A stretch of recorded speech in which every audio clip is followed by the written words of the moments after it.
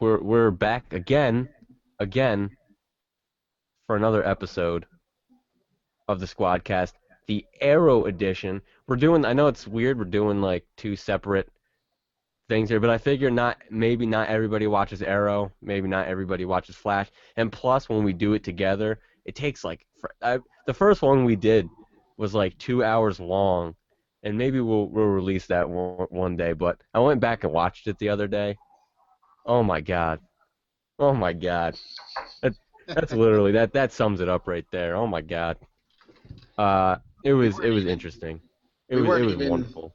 30 seconds in, and I believe the quote was, "Well, I'll be editing that out, or I'll be doing a lot of editing." Yeah, I think I said that multiple times. I think that itself was the theme of that episode. Well, I'll be doing a lot of editing. Yep. So we nixed the idea of combining them because it took way too long, and not everybody wants to listen to Arrow or not everybody wants to listen to Flash. So we figured we'd break them up. If you want to listen to both episodes will be up. We're gonna have them in their own separate playlist. So all you gotta do is go and click Yep. on it. We'll have it all nice and organized for you. Don't worry. It's how we do things over here at the Squadcast. But this is the Arrow edition, season 4, episode number 1, the 4th season, guys. They've come a long way. I know that last season, I season 2, I think it was. It's weird that they skipped over the 3rd season. I don't know why they didn't do it. But no, seriously though, we mentioned it in the other episode that we did. It wasn't that. I mean, there were really good parts about it, but they tried to do so much, and I don't feel like their attention was fully on that show. I think because they were working on Flash, they really wanted it to go off. It was the first season. They wanted to make sure that it worked. I don't think their full attention, their full energy was on Arrow.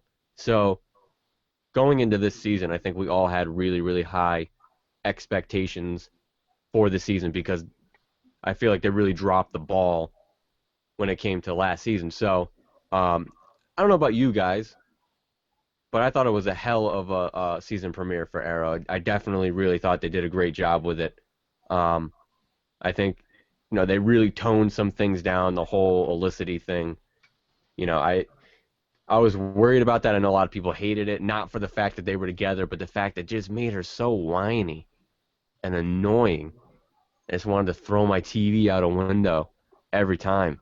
I'm just like, oh, stop it. You're getting on my nerves. But they did a good job. I think they really toned that down. The whole Diggle and Oliver nonsense, they did a good job. What did you guys think? I thought they did a solid job. So do I. It didn't. Season 3, it felt so forced. Exactly. Yeah, that was a good. Yep. But season 4, just in the premiere, it was like I was actually happy to see them together because it means Oliver is happy, and we're all fans of Oliver. We want him happy, and if Felicity is what makes him happy, wahoo! But in season 3, it just felt Wahoo! wahoo. It just felt so damn forced, but him coming in and I really loved the "you have failed this omelet." I I thought was that just was thinking that. Yep. what a great scene, moment, whatever you want to call it. It didn't feel nowhere near as forced. It felt organic, and it felt real to me. So right out of the gate, I'm already okay with the dynamic between them two. The chemistry is there for them to make it good. It's nowhere near as forced already. So that's the most I can say about it. I agree. I like the fact that they kind of it's almost like they reviewed kind of what were the weak points of last season, and they really made a strong effort to really fix those problems. Yep. Like you said with the Olicity thing, the whole Diggle hating on Oliver, they kind of really did a good job at kind of straightening that a whole mess out. They really did a great job at making sure that this season was going to be a hell of a lot better because I think even the writers realized that it really wasn't their best work. And could have been a hell of a lot better. And I think most fans of the show would agree. Um, I but I mean, mean, even the actress that plays Emily Ricard, something, whatever the hell. Even she You're on the said, right. Yeah, something along that line. Even she said that she hopes her character isn't as cry, if that's not a word, but whatever. Hope she didn't She cry hopes as Felicity much. stops crying. There we go. So crying's not bad in a show. We're sensitive people. Well, maybe not Alec. Alec's dead inside. Alec is Alec is But definitely dead inside. He's got no soul. yep. Um, yeah, no, But I'm all fine with emotion, but they kind of went like you said, it was forced. Even yeah, like her emotion was forced. It didn't feel real. Um, how naggy she was all the time. It was like you knew what he was. It didn't make sense because like she signed up for this. She knew what he was getting into. It was just annoying, constantly getting in the way. Um, but definitely they really remedied most of the issues. I think they kind yep, of ironed out everything that was kind of not so kosher. Um, and I enjoyed it. I love the you have failed this omelet. I think that kind of humor works. That's what Green Arrow is about. Yes, he has some darkness to him, but I felt like a lot of the previous seasons, a lot of people complain about this, and I agree and disagree. I didn't mind it as much as some people did, but I definitely see where they're coming from. It was very Batman-esque.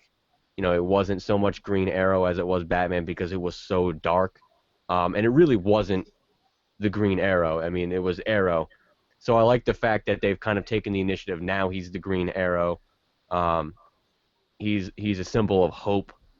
Um, somewhere Superman's like watching that broadcast, and he's just like, "Fuck you." yeah. Like I think sometimes people forget that this is the origin story of Arrow. Exactly. So Yep. There needs to be a build. I think people just want him to be the Green Arrow right away, and like you need to be patient with it.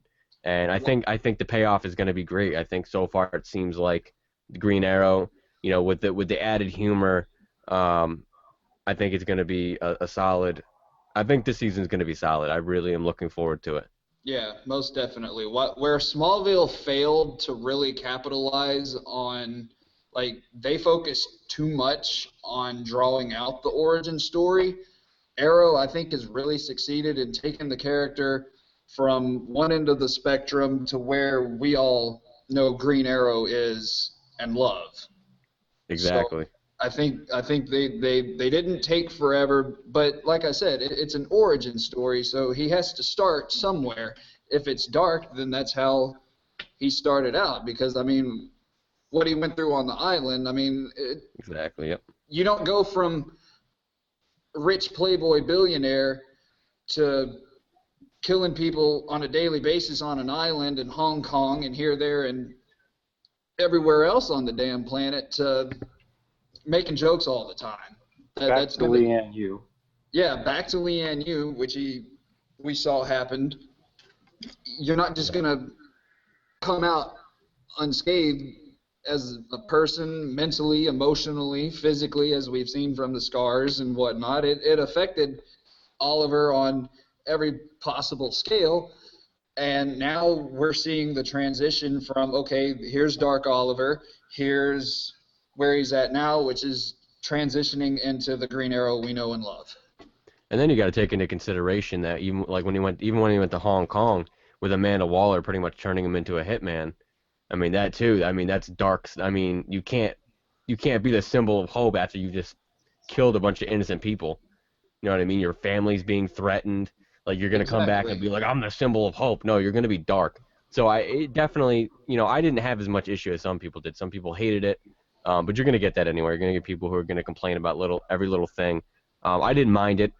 I like that they're moving away from it though, because I think it did run its course. I think if Yeah. they continued on that, I think it would start to get really annoying. But they're altering it. It's seeming it's going to be a little bit of a lighter season from what they're saying. I really, really like Damien Dark. Oh, Um, man. Oh, I think he's yes. going to be a fantastic. What I like about him, and I said this to you guys a while ago, is I feel like he's going to be he's going to be more of a cerebral type villain, like we saw with Deathstroke when we saw Slade Wilson, and he had the Mirakuru, so he had kind of I think it's going to be along those lines. I think he's going to be a very similar type character to that, where he's very cerebral. Um, he's a very intelligent guy, obviously, but he's also powerful. Um, so I think I'm really enjoying it so far. I really like this guy. I like what they're doing with him. I like the character he's portraying.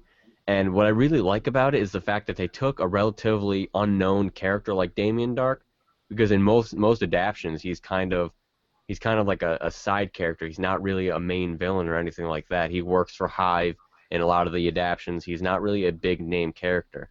So for them to take someone like that and make him into something more than he is, I think that's really a really cool challenge for them to take on. And so far, I think they're hitting it out of the park. I agree. Yeah, go ahead, Alec. No, I was just saying I agree. Oh, okay. Neil McDonough. I mean, I think he was my personal highlight for the episode. He walked from the moment that he walked into the meeting room with the higher ups of the city. You could just feel the electricity just generating off of him, and he was pumped to be that character. I was pumped to see him as that character. As I said in our previous episode, I really enjoyed him in Walking Tall with The Rock, the Yep. big casino owner. He really not so much a well-known actor, but I think this is really going to give him prominence and showcase just how good of an actor he is, because I've always enjoyed anything I've seen him in. Yeah, and the fact that the way that they built him up in this episode really sets the tone. And that's the thing about shows like this, is that first episode sets the tone for the rest of the season. And they did a great job at setting that tone, because you get this guy who comes in and he's, you need, this is what tells you what this guy's all about, and he nearly kills Green Arrow right off the bat. If Yep. Diggle hadn't jumped in and shot him, he would have been dead. So right off the bat, you're like, wow, all right, this guy's already going to be a huge threat. And on top of that, he's got Detective Lance, or he's not Detective Lance anymore. He's Captain. Captain Lance in his back pocket, which is huge. It's like, where That the hell is really that going to bothered me. go? What's I that? don't like that. I No, don't you like don't. that. No, I No, like. because we did it last season where we had the hero character that works for the big bad, and now they're piggybacking and doing it again. I don't like it.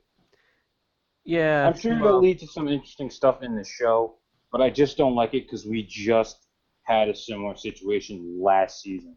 my thinking on that though is that I think that this is going to be a better situation, because I feel like the writing's going to be a little bit better. They've gotten new writers. I think it's going to be a different. It's a similar scenario, but I think it's going to be a different situation. I think it's going to play out much better. I think it's going to be more interesting. Maybe not. Maybe it's.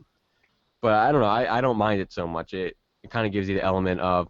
It kind of gives you the feeling of how much power this guy really has. The fact that he's able to control Detective Lance the way he is. Good You know, point. Very good it point. kind of gives him that, like, not only like the way he walked into the meeting where Detective Lance was and literally commanded the room, and they kind of looked at him like, oh my God, like they didn't want to piss this guy off. Like, this guy already has control over Star City, and we don't even really know who he is yet.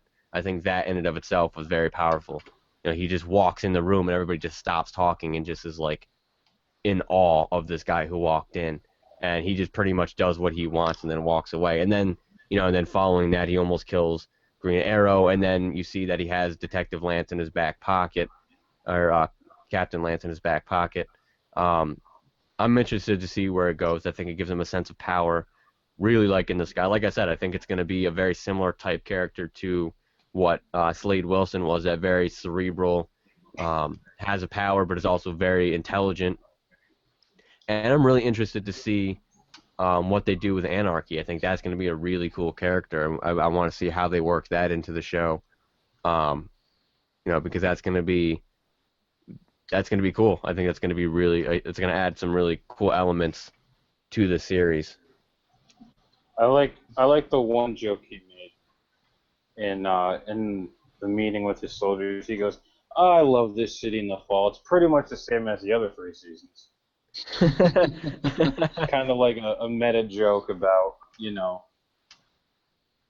the Arrow as a whole. They get the big bad, and he comes in, and the goal is to destroy the city. Yep. Yep. Are they going to try and destroy the city this year? Yep. I want my wondering is, like what's the end goal? Like what is his goal? Because it seems like every big bad wants to just destroy the city, but the thing with Slade Wilson, the difference that made him so different from every other guy is he just wanted to destroy everything. He And wanted I to mean he destroy wanted everything that Oliver loved. exactly. There was almost like a mindfulness to the way he did things. Mm-hmm. It was almost like a chess game. Yep. It wasn't just coming in, destroying shit, and leaving. I mean, there was a thought process to everything he did, and I'm feeling like Damien Darhk's going to be very similar in that way, where there's going to be a thought process. It's going to be very cerebral. He's going to try to attack. I feel like he's going to eventually find out that, just like every villain does, that Oliver Queen is Green Arrow. Mm-hmm. I think that's going to happen, and I think that'll add to the show, just like it did with. But I mean, I don't know. I just thought all the way through they did a really solid job. I had high expectations. I had high hopes, I should say. I had low expectations, but I had high hopes. I think it was those low expectations coming off last season that really helped to elevate this episode. But my hopes were high. I'm hoping this season's going to kick off. They need to do something good. The suit looks pretty sick. Oh man, yes. God, that suit is awesome. It looks so good. It looks a lot like the actual Arrow suit. But they did it. They did it in a way that makes it more realistic for the real world, for what they're looking to do for their purpose. Diggle's helmet looks better than it did in the pictures. Yeah, Diggle's helmet definitely looks better than it did. And what I like, and when I first kind of came in contact for the first time this season, and he's like, I still haven't forgiven you for lying to me. And I'm like, oh, we're doing this again? This was awful. And then when they're in the I don't remember, I don't know if it was the airport or whatever building they were in, and they were talking. Train station, that's what it was. And they were talking, and he was like, I wasn't mad at you. He was like, you were just as dark as they were, or something like that. Yep. And I was just like, whoa. Like, I was like, wow. Like, they actually... And then his wife's just like, John, get the fuck over it. Yeah, that's what helped me move past it a good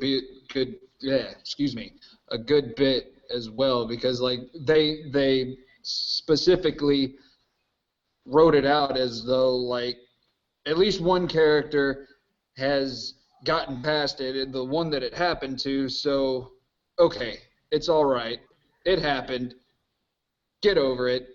Yeah, and so that resonates with the fans hopefully more, because if they're realizing it within the show and it's not just like this ongoing problem, just like Jesus Christ, why are they dragging this out so bad?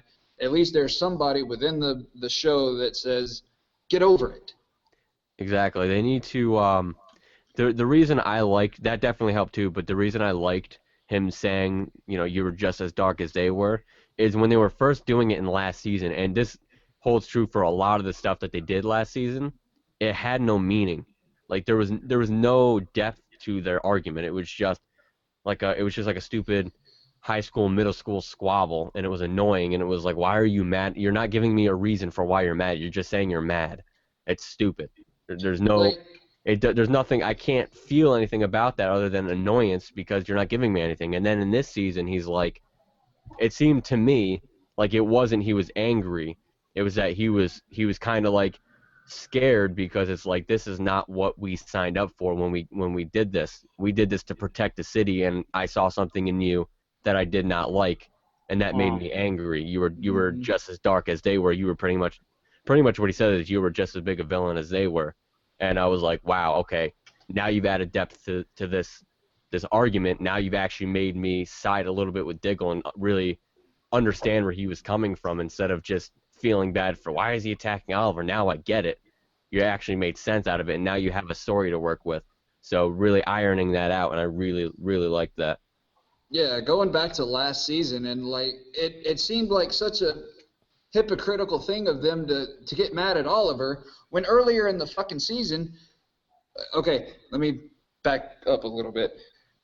Diggle was mad because Oliver lied and manipulated the situation when they had just, like a few episodes before, lied and manipulated the situation to where Roy took the fall for being the Arrow. Yes, exactly, So, exactly, and that didn't make any sense to me too. And when they kept, that's exactly the way I felt too. I'm like, wait a minute, that doesn't make any sense. Like, how can you be pissed off for him for something you just did? But now that they actually gave a solid explanation, it wasn't that he was pissed that he lied to him. He was mad that, he became something that he shouldn't. Something that he wasn't. yeah. He almost became a villain, and that scared him to the point where, like, maybe you shouldn't do this anymore. Um, but yeah, I definitely like where they're going with this. I think this is going to strengthen the relationship. Um, I think eventually they're going to be able to work through it. Especially now that he's the symbol for hope. Uh, Digging the new outfit. I'm loving that Speedy's involved in there.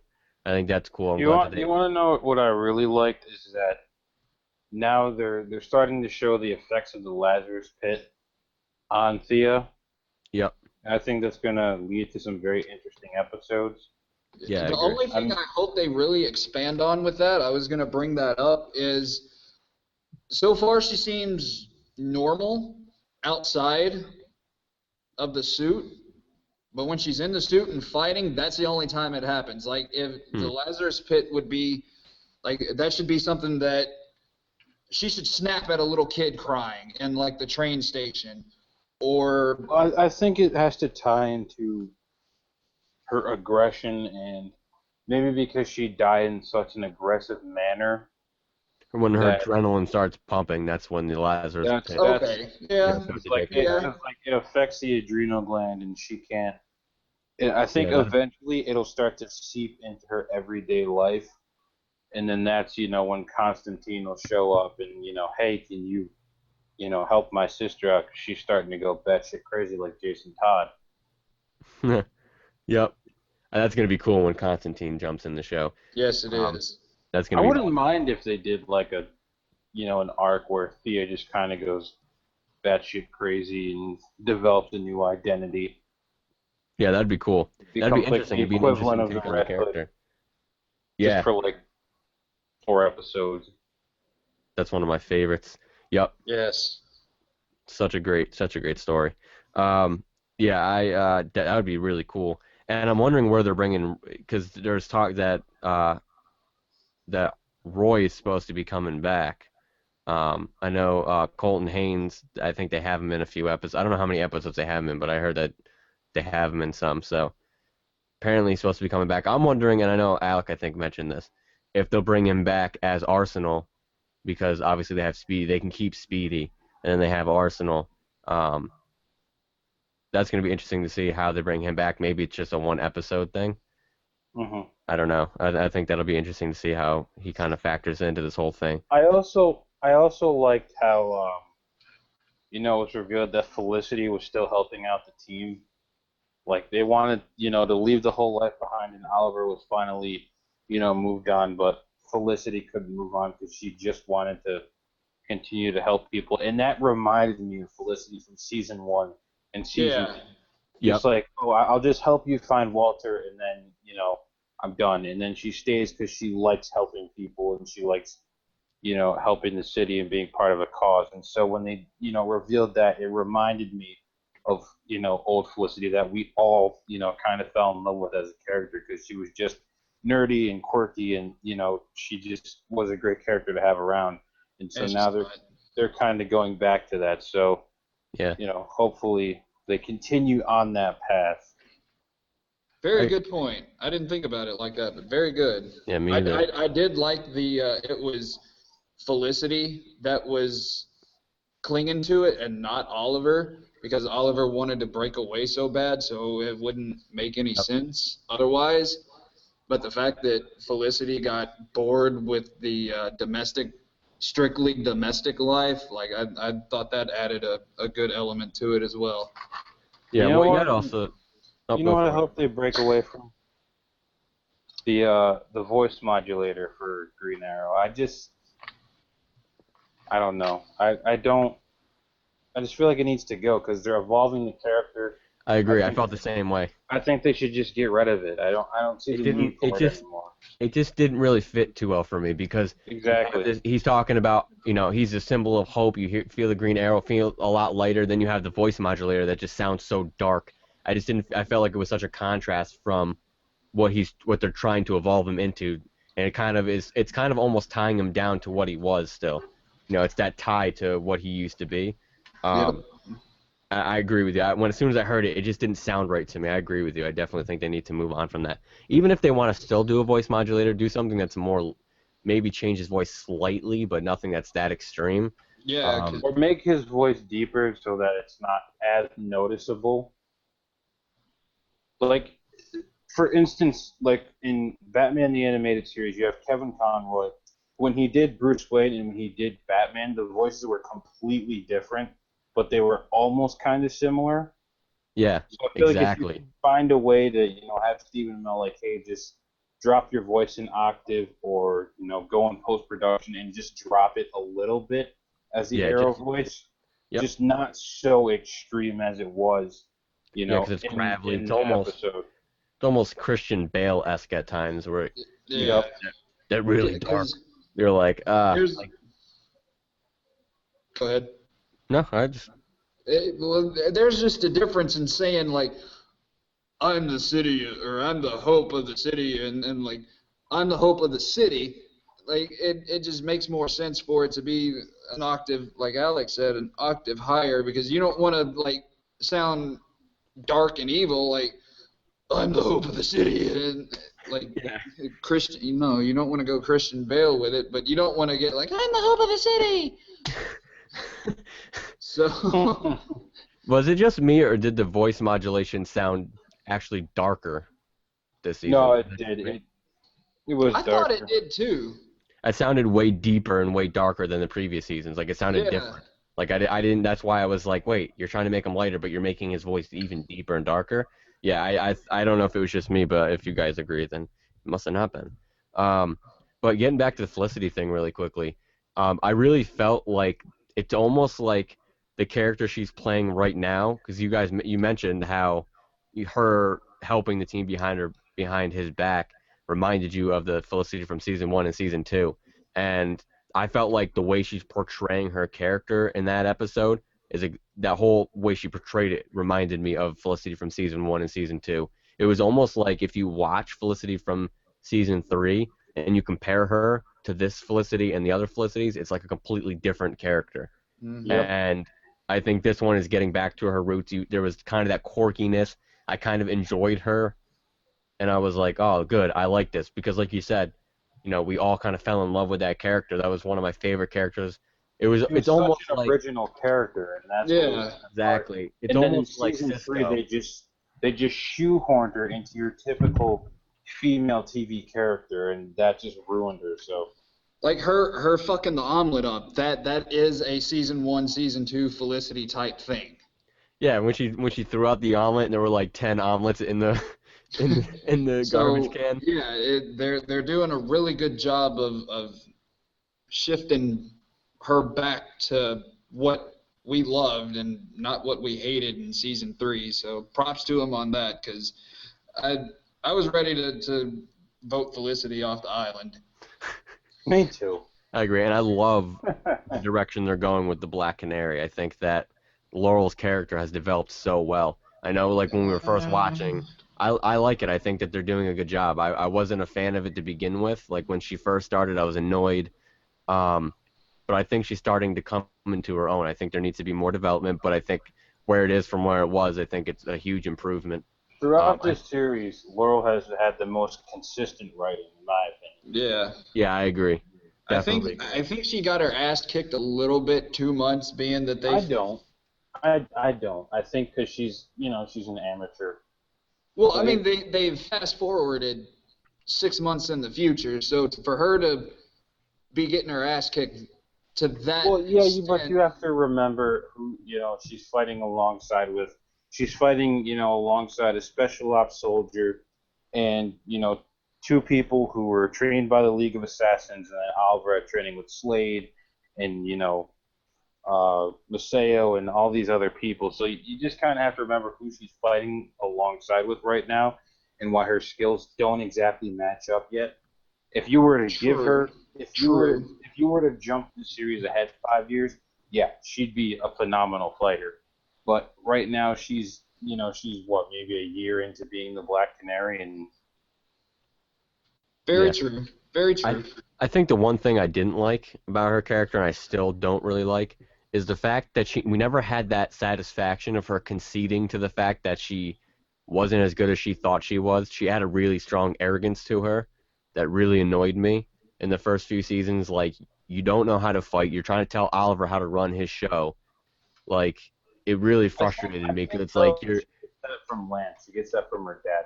I think yeah, Lance is kind of the same character. Like, he tells Laura what to do, how to, do this and do that, and what she shouldn't do.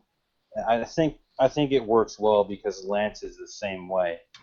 that's true in a sense, but I think now that she's developed into a superhero type character, I kind of wish we saw that little bit of her like going to Oliver and being like, I mean, I know they wanted her to do the League of Assassins thing because that's a part of the storyline, but I kind of was hoping that she would kind of concede, like she'd come back from getting her ass kicked and concede, okay, I need to learn to fight. But that never happened. She still carried that arrogance. And you're right. I guess I didn't think about it that way. It is, she is very similar to Lance. It's a good point. Very Um, good point. but I don't know. I just felt like she's still like, you're a part of the team. You're not the team. You know what I mean? Like, I feel like her character still is that arrogant. I think she needs to come down to terms a little bit. Because we already have a Lance, we don't need a second one. I mean, I understand the reasoning behind it, but I think they need to I start think developing her past that. I think we'll see a good development in her character when she decides it's time to bring Sarah back. Yeah. I Yep. Yeah. think I think we'll see a lot go on with her character. A lot of, I don't know if they'll be Laurel centric episodes, but I feel like if you're gonna do that, you should really develop Laurel in that sense. Yep.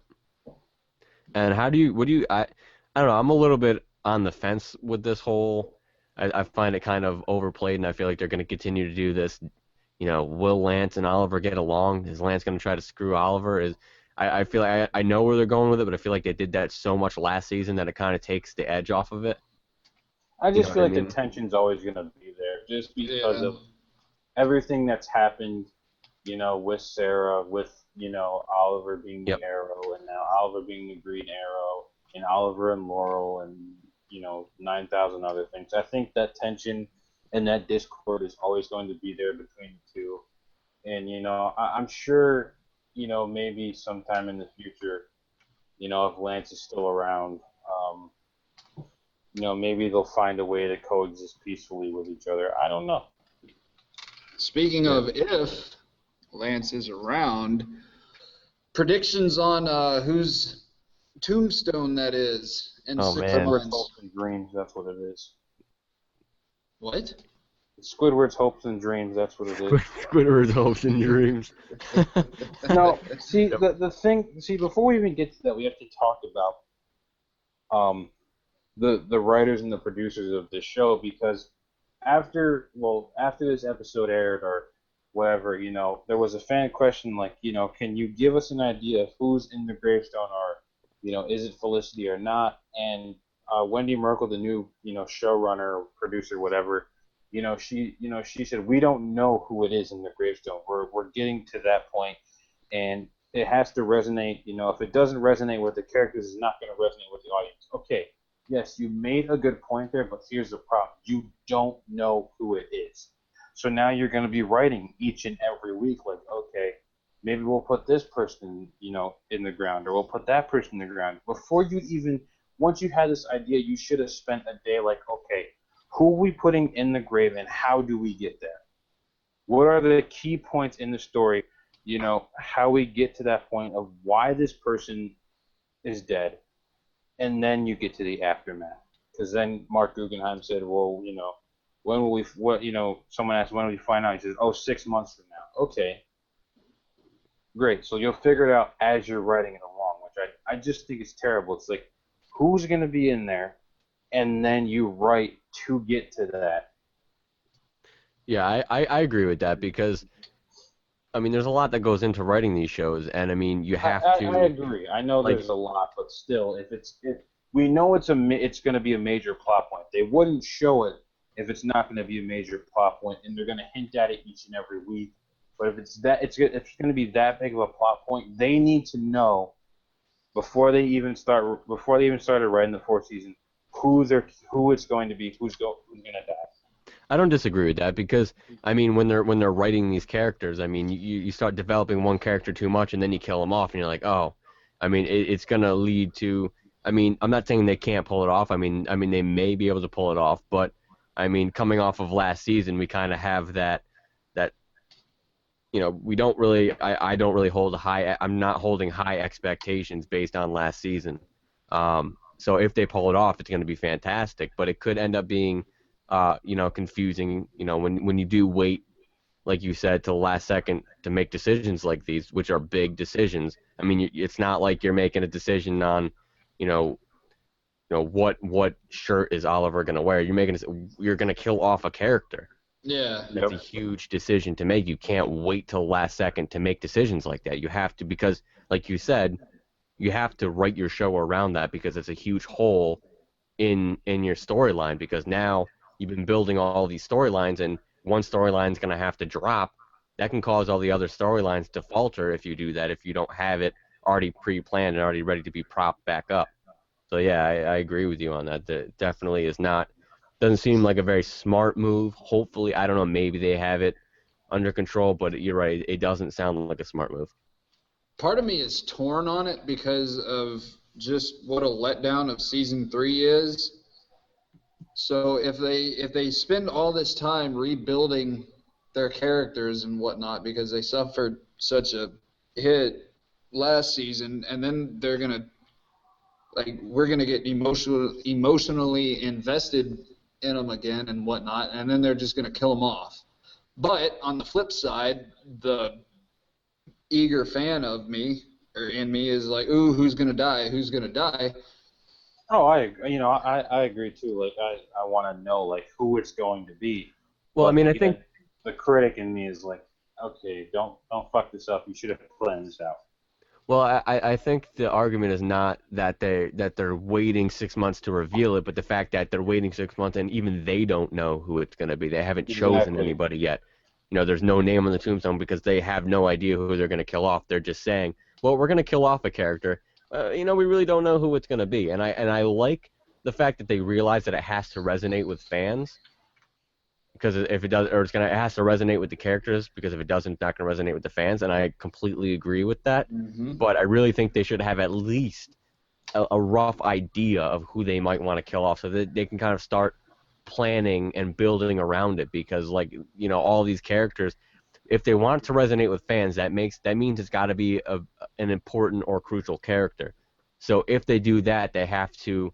It really is going to make the show unbalanced because all of these characters play such a pivotal role right now. They're such an important part of the show. You kill one of them off, it's going to leave a gap. So you have to be able to figure out how to fix that. And if they're doing that on the spot and as they go, I don't think they're going to be able to do that effectively. I agree. So but with that being said, even though they don't know, I guess it isn't who do you think is going to be killed off because they don't really know yet. Or maybe maybe they do know and they're just bullshitting us. Who knows? But we can do who do you think would be the best fit for that? I don't think it's going to be anybody major because if you look at how Oliver and Barry were, kind of reacting to it, they weren't completely torn up about it. Like if it was, Felicity, I disagree. They'd be a lot worse. I disagree. Well, I disagree halfly because I think Oliver was extremely torn up about it. He was crying, and he wants to be. This is the way I look at it. Barry wasn't crying. He was upset. So I don't think. First of all, I don't think it's going to be Felicity. if they do kill No. her off, because and that's actually another thing that they didn't really plan. It can't really be Felicity, because then we're gonna look back on that episode and we're gonna look back at the flashback, and Barry wasn't crying. If it was Felicity, Barry would be in tears. Right. He wouldn't have missed the funeral. I know Zoom's been bothering him, but he is the fastest man alive, so I'm pretty sure he can make it to both.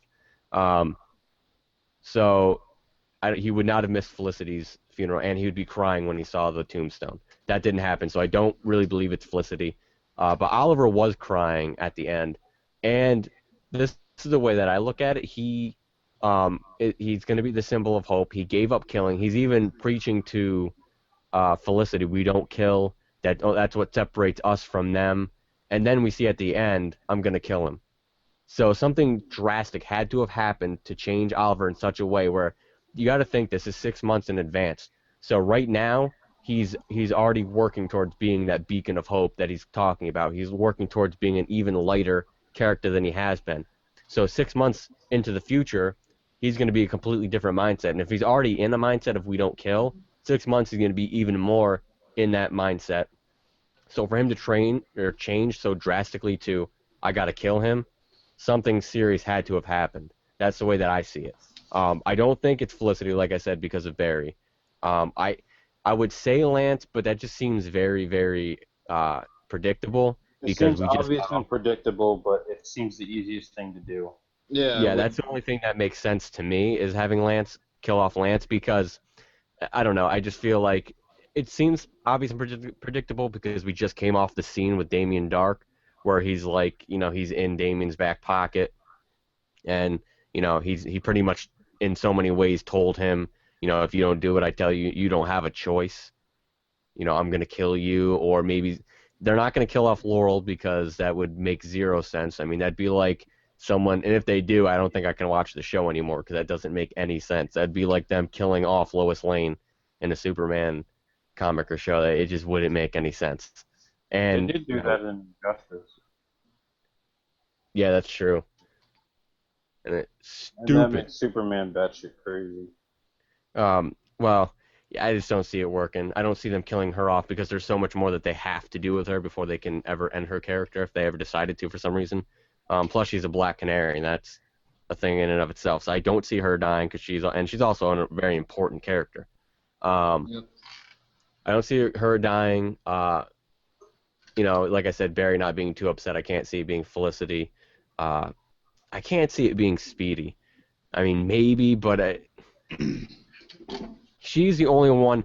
But the reason I'm not sure about Lance either is because I don't see Lance invoking that kind of reaction from Oliver. I don't see Lance. Well, I mean, Lance has been near death multiple times, and he's never broken down in tears like that. I mean, he barely even cried when Sarah died. I mean, with Lance dying, he's not going to cry, and also he's going to go and kill somebody for Lance. I mean, he'll be pissed off.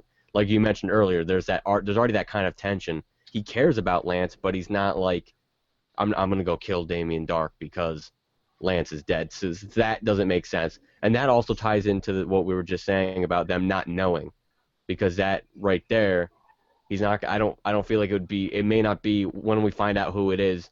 That reaction may not fit to whoever they pick. You know what I mean? So the fact that they filmed that and they don't know who it's going to be, like if it were just like, I mean, if he had that reaction, I can see him having that reaction with Thea. I don't think they're going to kill her off. I mean, maybe, but I doubt it.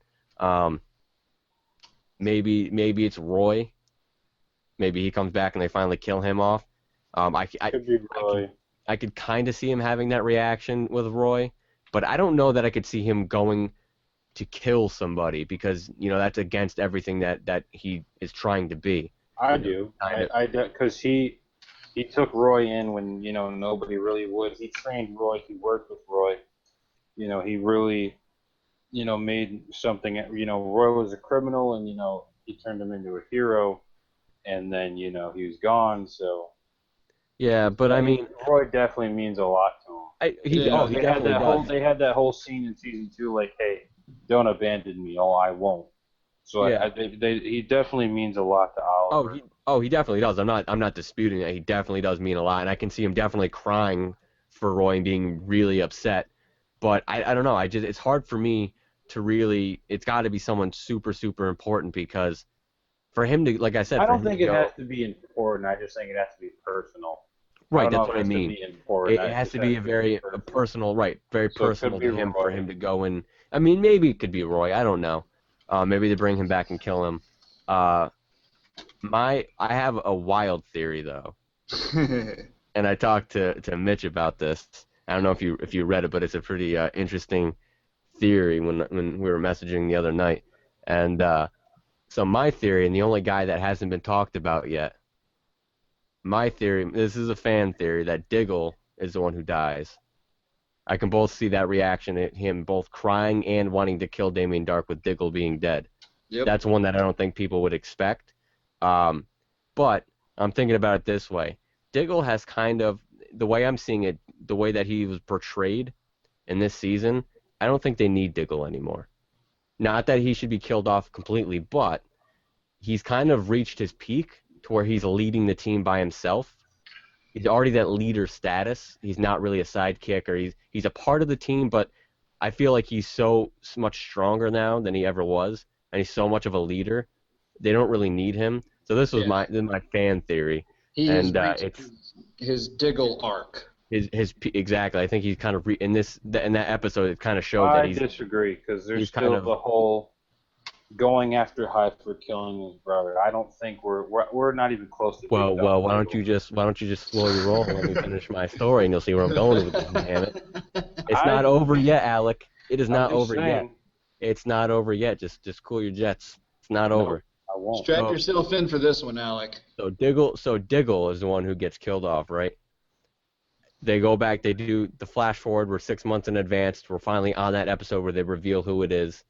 The camera pans to the tombstone. It pans out after you see Oliver crying, and I'm gonna kill him, and he's kneeling. Then he gets up and walks off.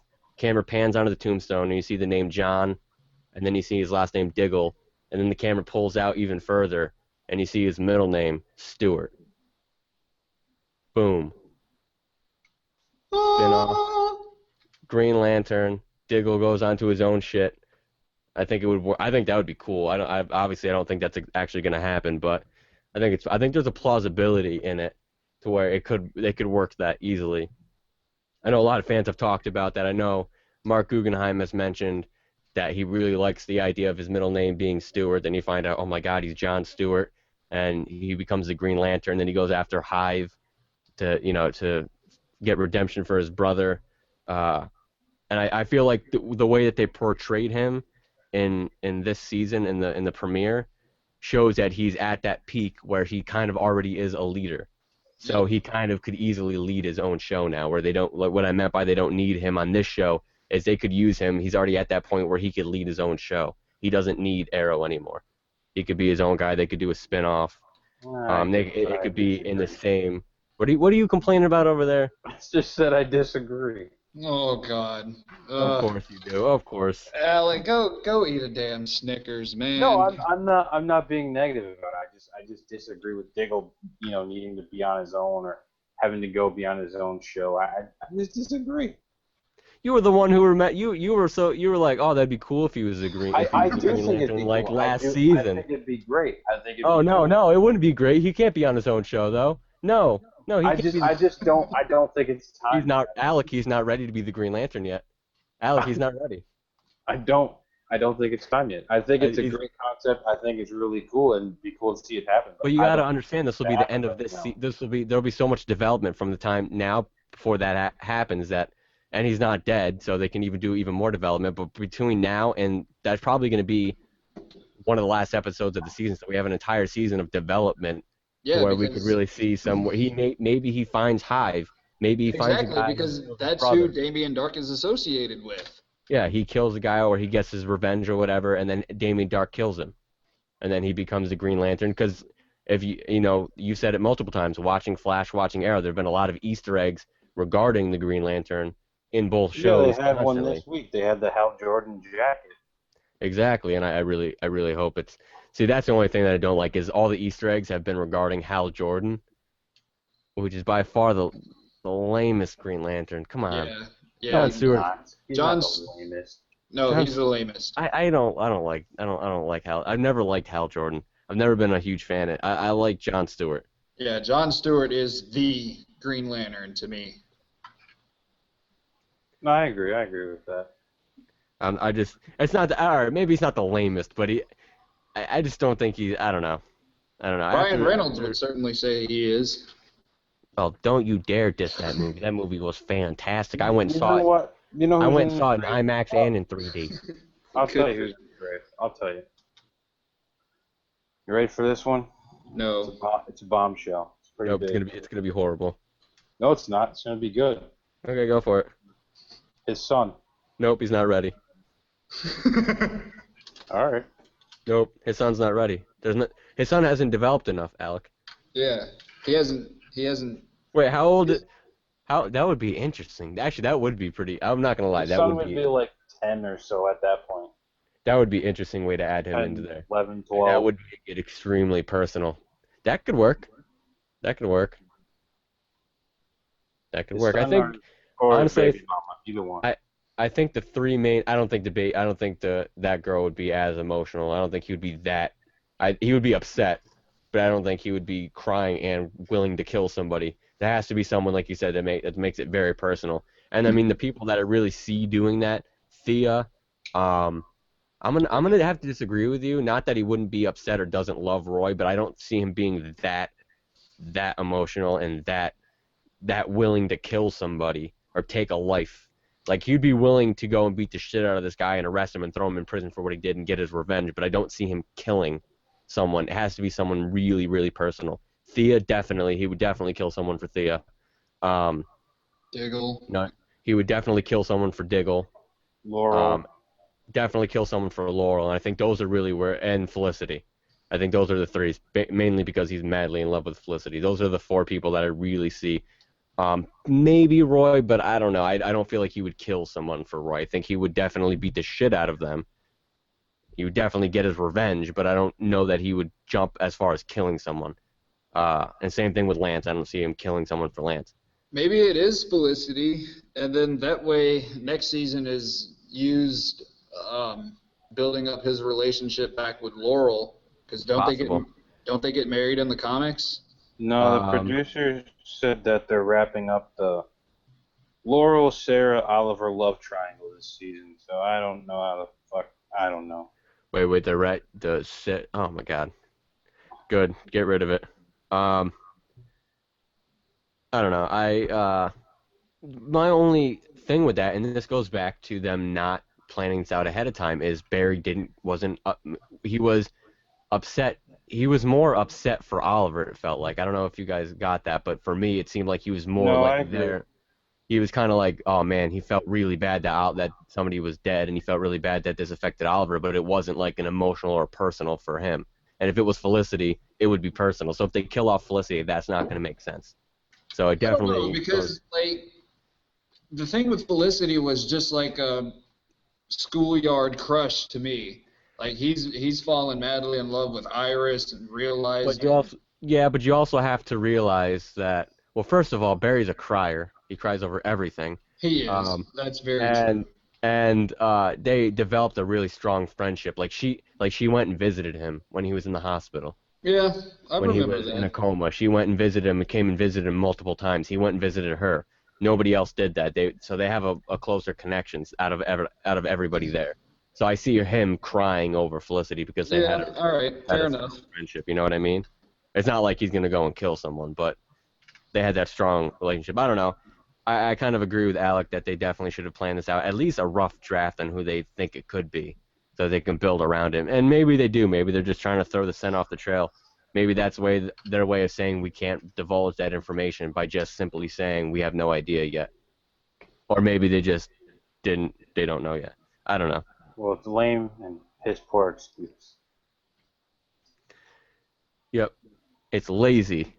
And I don't know what it is with Alec and killing off children. But like every time we talk about The Walking Dead, he wants the baby dead. He wants fucking Carl dead. Because the baby adds nothing to the plot. She's a useless fucking vomiting character. Alec likes dead children, I think. I don't know. No, Alec's dead inside. He is dead inside. This has been proven by science. She dies in the comics. She should die in the show. She's a nuisance. That's And it. Alec is like, I'm really hoping that Oliver's son is dead. I'm not I hope, hoping. I hope it's him in the grave. It's just a thing that kind of makes sense. He hates children. He does hate children. It's also been proven by science. Um, science, bitch. Uh, I don't. I think it's getting to be that time again. Yep. I don't know if we've gone into overtime or not, but We went definitely. way overtime. Way. Way overtime. Yeah, the guards are kind of like motioning for me to go back to the wing in Arkham. So Yeah, we need to wrap it up. Definitely enjoyed the season or the series premiere of this season. I think I'm going to enjoy the season. I before it even started, I had high hopes for it because it seemed very promising. Them going back to the Green Arrow, making it lighter, making it more reminiscent of the comics, them ironing out all the issues they had last season, all this development, and a lot of the open ends that are going to be great. Damien Darhk, all in all, really solid, really well-rounded. bold prediction, right quick. Damien Darhk is going to be the best villain Arrow has had. That's my opinion. I can see that happening. I'm not making that prediction yet, but I definitely can see that happening. I don't make that prediction yet because I freaking love Slade Wilson. I think that Manu Bennett did a brilliant job. Don't get me wrong. I absolutely love Manu Bennett's performance as Slade and the way the character was written up until recently. But I just think that Neil McDonough and / Damien Darhk, I just have a really good feeling about him. I can see it. That's a very bold prediction, but I won't be surprised if he ends up pulling it out because he definitely seems promising. I really like what he's done so far, and the writing around him has been great too. Yep. But that's about it for this show. It's about it for this edition, the Suicide Squad cast Arrow edition. Make sure you like, share, and subscribe. Make sure you like us on Facebook. I'll put all the links down in the description. And make sure you join us right back here, same time, same place. This has been the Suicide Squad cast. I'm Matt. That's Mitch. That's Alec. Peace.